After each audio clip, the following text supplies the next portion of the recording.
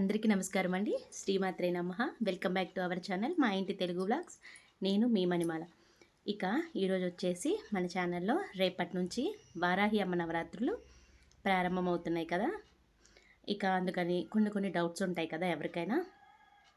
ఏదైనా సరే ఎక్కువగా డీప్గా లోపలికైతే వెళ్ళకండి. ఎందుకు అంటే ఆ తల్లి గురించి అయితే భయాలైతే పెట్టుకోకండి. మెయిన్గా ఆమె ఒక శాంత స్వరూపిణియే. ఆమె గురించి అయితే అస్సలు భయపడకండి. ఎందుకంటే చాలామందికి కూడా వాళ్ళ మనసుల్లో ఈమె ఒక తంత్రదేవత, అలాగే ఉగ్రదేవత అని కొంచెం భయంగా కూడా మనసులో ఉంది కదా. అట్లయితే భయపడుతూ అయితే ఆమెనైతే పూజ చెయ్యకండి. మామూలుగా నమస్కరించుకున్నా సరిపోతుంది. ఎందుకంటే మన మనస్సు ఎప్పుడూ కూడా పూజ చేసుకునేటప్పుడు ప్రశాంతంగా అమ్మనే ధ్యానించుకోవాలి. వేరే మార్గంలోకి వెళ్ళకూడదు. అనుమానంతో కూడా పూజ చేసుకోకూడదు ఆ తల్లికి. ఇది ఒకటి మెయిన్ అండి. ఇక ముఖ్యంగా వారాహి అమ్మ నవరాత్రులు అయితే రేపటి నుంచి స్టార్ట్ అవుతున్నాయి. ఆషాఢ శుద్ధ పాడ్యమి నుంచి మనకి ప్రారంభమవుతున్నాయి కదా. ఇక కలశం, అఖండ దీపం ఇలా పెట్టుకోవాలని అనుకున్న వాళ్ళు పెట్టుకోండి. మీకు కలశం ఆచారం కూడా కొంతమంది ఇళ్లలో చాలా వరకు కూడా ఉంటుంది. మీకు పెట్టుకోవాలని అనిపిస్తే పెట్టుకోండి, తప్పేం లేదు, భయపడకండి. కాకపోతే కలశం కానీ అఖండ దీపం కానీ పెట్టుకున్నప్పుడు నియమాలు చాలా ముఖ్యమైనవి. ఇంట్లో మాంసాహారం అనేది తినకూడదు. ఇంకా అఖండ దీపం, కలశం పెడితే ఖచ్చితంగా అఖండ దీపం కూడా పెట్టుకోవాలి. ఎందుకంటే అది కంపల్సరీగా పెట్టాలి. ఒకవేళ మీరు వారాహి అమ్మ పీఠం ఫోటో ఉంటుంది కదా, ఫోటో పెట్టుకొని అది కదిలినా పర్లేదు, కానీ కలశం కానీ అఖండ దీపమైన అస్సలు కదలకూడదు. ఇక ఎందుకంటే ఆ అమ్మకుండే శక్తి మొత్తం కూడా మనకు కలశం, అఖండ దీపం కూడా అంత ముఖ్యమైనదన్నమాట, అంత ప్రాముఖ్యమైనది. అందుకని మీరు కలశం పెట్టుకోవాలంటే పెట్టుకోండి, డౌట్లు అయితే లేదు అనుకున్నారా చక్కగా నిత్య దీపారాజన ఆ అమ్మకు ఎలా చేసుకుంటామో అలా చేసుకోండి. ఆ తల్లిని ధ్యానించుకుంటూ రోజు కూడా. ఆమె వచ్చేసి ముఖ్యంగా రాత్రి దేవత అండి. మీరు తప్పకుండా రాత్రి సమయంలోనే ఆ తల్లికి పూజ చేసుకోవడానికి ఎక్కువ ప్రాధాన్యత ఇవ్వండి. ఎందుకంటే ఆమె రాత్రికి అధినేత, రాత్రి దేవత ఆ తల్లి. పగలు మొత్తం ఆమె ఒక గాఢ నిద్రలో ఆమె ఉంటుంది. ఎందుకు అంటే రాత్రి మొత్తం కూడా ఆ తల్లి ఊరంతా 1000 కళ్ళతో అందరినీ కాచి చల్లగా చూసే తల్లి కాబట్టి పగటి వేళ ఆమె నిద్రలో ఉంటుంది. ఆమె నిద్రాన్ని మనం భంగం చెయ్యకూడదు. ఎక్కువ శాతం వరకు ఆమెను రాత్రి మాత్రమే పూజించుకోవడానికి ప్రయత్నించండి.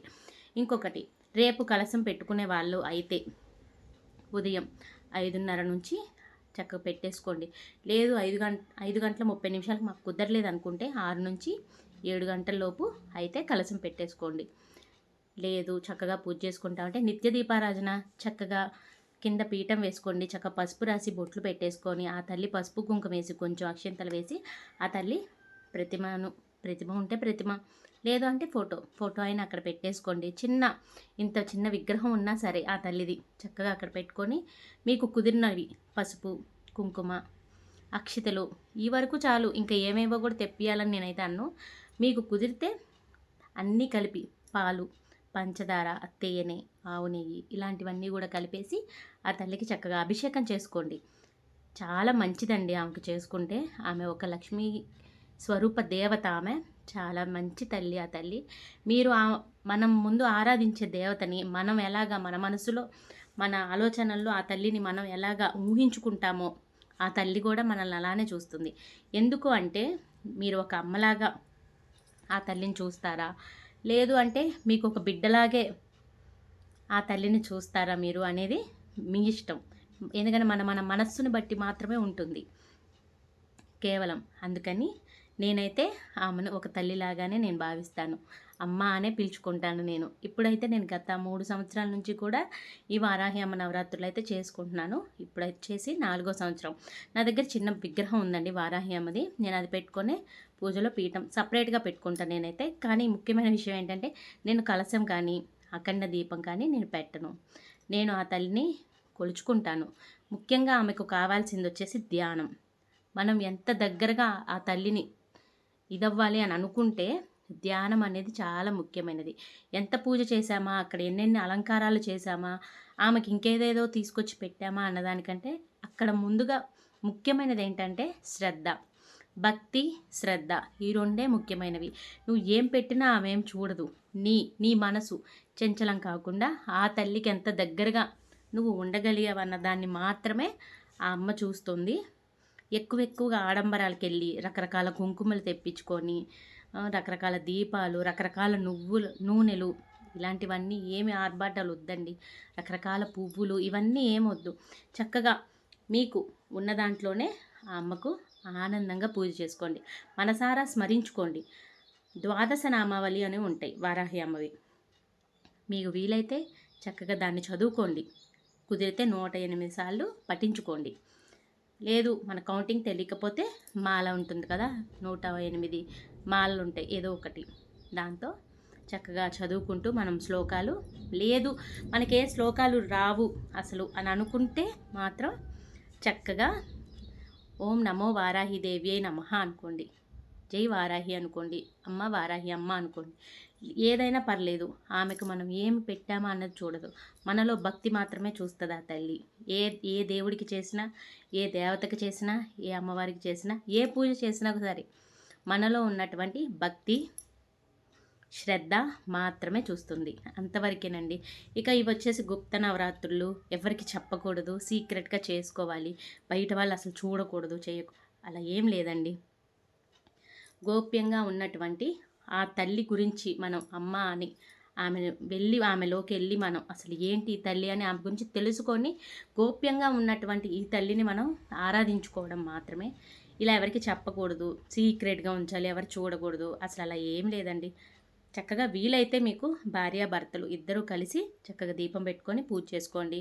కుదిరితే ద్వాదశ నామాలు చదువుకోండి. అష్టోత్తరం ఉంటుంది. కుంకుమ పెట్టుకొని ఒక చిన్న ప్లేట్ పెట్టుకొని అందులో చక్కగా కుంకుమతో అష్టోత్తరం చేసుకోండి.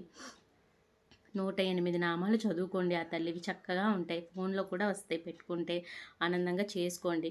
మీకు వీలైతే పంచోపచార పూజ అయితే చేసుకోండి కంపల్సరిగా ఆ అమ్మకు. తప్పకుండా మీకు మీ కుటుంబ సభ్యులకి ఎప్పుడు కూడా ఆ తల్లి ఎప్పుడు కూడా విజయాన్నే కలగజేస్తుందని మనస్ఫూర్తిగా అనుకుంటున్నాను. ప్రతి ఒక్కరు కూడా సంతోషంగా పూజ చేసుకోండి వారాహి అమ్మకు.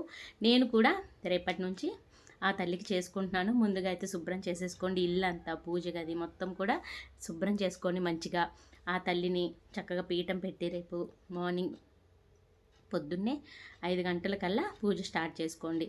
ఒకవేళ పగలు మీకు కుదరలేదని అనుకుంటే సాయంత్రం 6 దాటిన తర్వాత ఇక మీరు ఎప్పుడైనా పూజ చేసుకోండి. ఎందుకంటే ఆమె రాత్రి అంతా మేల్కునే ఉంటుంది ఆ తల్లి. రాత్రి పూజ చేస్తేనే ఫలితం ఎక్కువగా కూడా ఉంటుంది ఆమెకు. లేదు అంటే తెల్లవారుజామున 4 గంటల లోపు చేసేసుకోండి. కుదరని వాళ్ళు నైట్ కుదరలేదు అని అనుకుంటే ఉద్యోగ పరంగా కానీ ఎలా అయినా సరే రాత్రి కుదరలేదు అనుకుంటే ఉదయాన్నే 4 గంటల లోపే చేసేసుకోండి ఆ తల్లికి.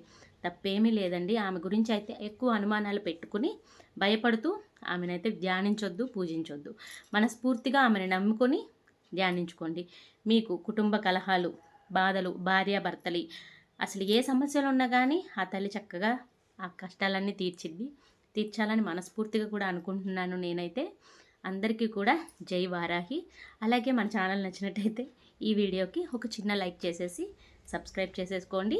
నేను రేపటి నుంచి కూడా మన పూజా వీడియోలన్నీ కూడా డైలీ నేను అప్లోడ్ చేస్తూ ఉంటాను. నన్ను ముందుకు తీసుకెళ్తారని ఆశిస్తున్నాను. జై వారాహి. శ్రీమాత్రి నమః.